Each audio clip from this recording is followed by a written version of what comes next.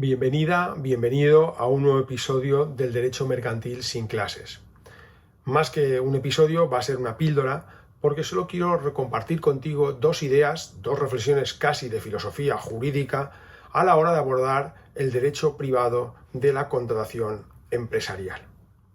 El derecho de los contratos mercantiles es una parte esencial del temario, una parte esencial de tu formación como graduado o graduada en Derecho, pero es verdad que cuando los profesores llegamos a estos temas, directamente empezamos a ver cuáles son las fuentes regulatorias de las obligaciones derivadas de contratos mercantiles, la regulación de los artículos 50 y siguientes del Código de Comercio, la prescripción en los artículos 942 y siguientes.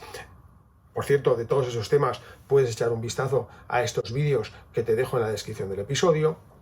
Y a partir de ahí, a bocajarro, empezamos con la compraventa mercantil, los contratos de transporte, distribución, etcétera, etcétera, casi sin aliento.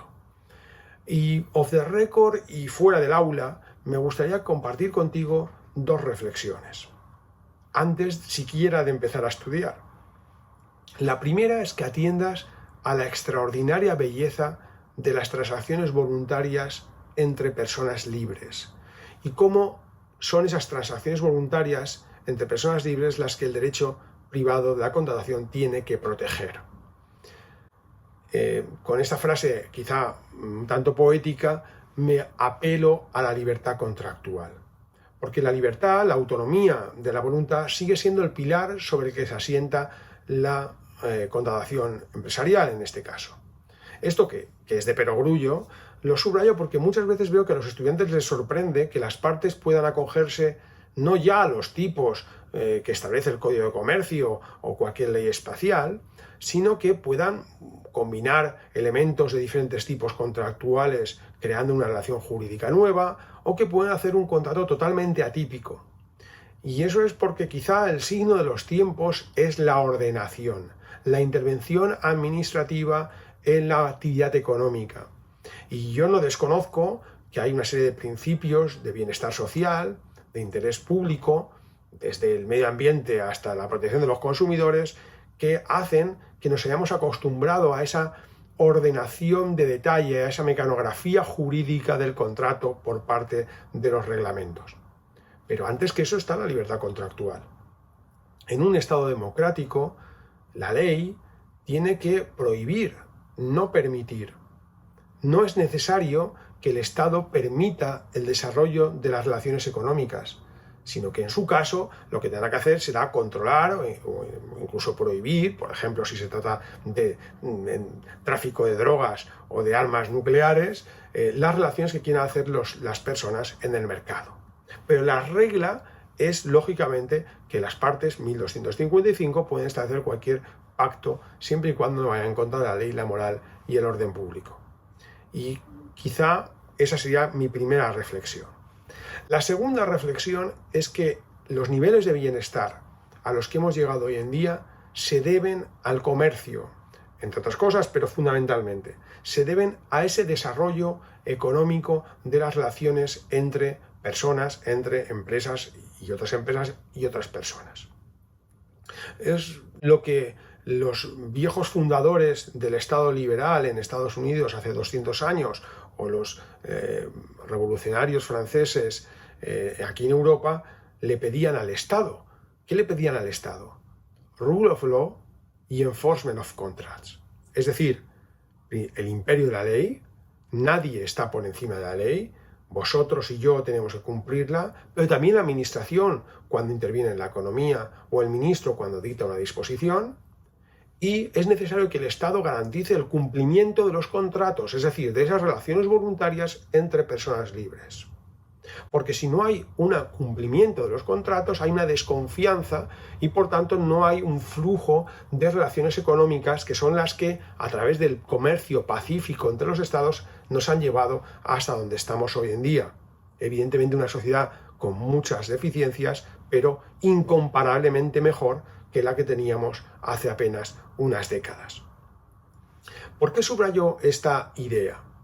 Porque el papel del derecho de la contratación mercantil no es buscar el equilibrio de las contraprestaciones, no es decir qué es caro, barato o qué es justo o injusto. El papel del derecho a la contratación tiene que ser establecer unas normas dispositivas equilibradas en cuanto a la relación sinalagmática entre las partes y vetar aquellos casos en los que se sospeche que no hay una transacción voluntaria entre personas libres. Por ejemplo, no hay voluntariedad si uno se aprovechó de la dependencia económica del otro para imponer determinadas cláusulas. No hay voluntariedad cuando se le ocultan en el clausulado general aspectos que pueden modificar cómo va a prestar su servicio o su bien el empresario. O cuando se sospecha que no hay libertad, porque, por ejemplo, el banco se aprovechó de la situación de extrema debilidad económica del contratante de un préstamo para imponer unos intereses usurarios.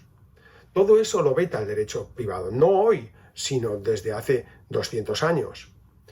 Pero fuera de aquellos elementos extremos, lo fundamental del derecho de la contratación es velar porque las partes puedan establecer esas cláusulas y condiciones, no esperar ordenar a detalle toda la actividad económica.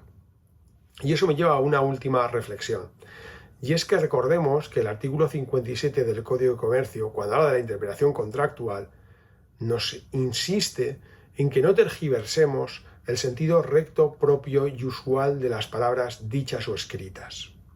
No podemos, como juristas, sustituir la voluntad de los contratantes, entender lo que para ellos hubiera sido mejor.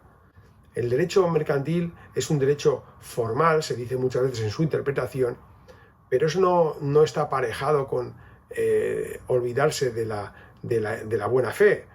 Se trata simplemente de que respetemos las palabras dichas o escritas por los profesionales que contrataron. Por eso, en derecho de los contratos, como veréis en vuestro temario, siempre se insiste en el contenido del pacto entre las partes. Bien, dos píldoras, dos reflexiones que quieren subrayar esa libertad empresarial en el mercado, que es un paradigma que tenemos que seguir manteniendo como fuente de todo el derecho y todas las relaciones que vais a estudiar en esta parte, independientemente de que, signo de los tiempos, el derecho público o la intervención normadora o la ordenación del mercado sea el paradigma. Pero una cosa es, por utilizar el viejo meme de Romanones, quédese usted con la ley, pero déjeme a mí los reglamentos. Una cosa es entender la importancia de la reglamentación económica hoy en día y otra, que solamente exista reglamentación. Hace unos días, en un seminario sobre digitalización y derechos de sociedades, se discutía sobre la futura construcción telemática de las sociedades. Y los ponentes, poniendo de manifiesto cómo estaba hecha la aplicación informática que se utilizará en las notarías para constituir telemáticamente las sociedades, subrayaban que solo se permitía escoger un objeto social en el casillero informático determinado. ¿Significaba eso que una sociedad constituida telemáticamente no podía tener un objeto social más amplio, que solo se podía hacer una opción? Evidentemente todos los presentes entendíamos que no podía prohibirse, pero era curioso cómo se entendía que era la reglamentación, la estructuración en este caso de la constitución telemática de las sociedades, la que tenía que indicarnos qué objetos sociales podíamos asumir. Quizá es una manifestación más de ese signo de los tiempos, de esa esperar que sea el legislador, la administración, la que nos diga cómo se tiene que hacer, cómo se tienen que desarrollar los concretos contratos. Yo creo que no, siempre y cuando respetemos el 1255, siempre y cuando respetéis los postulados fundamentales del derecho de la contratación mercantil, es vuestra oportunidad el diseñar el contrato conforme a los mayores intereses de vuestro cliente. Un saludo y nos vemos en el aula.